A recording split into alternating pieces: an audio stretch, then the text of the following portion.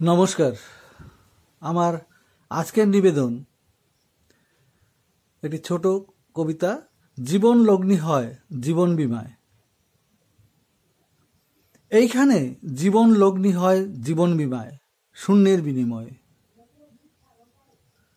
স্বপ্ন ওড়ানেরা মিছে ডানা ঝাপটায় মাঝ আকাশে, ওপরে ওপরে আরো ওপরে ওঠার আপ্রাণ বৃথা চেষ্টায়। আর মুহূর্তেই স্বপ্নগুলো আছড়ে পড়ে মাটিতে, থেমে যায় সব, নেমে আসে ভয়ঙ্কর নিস্তব্ধতা, অন্ধকার চারিদিক।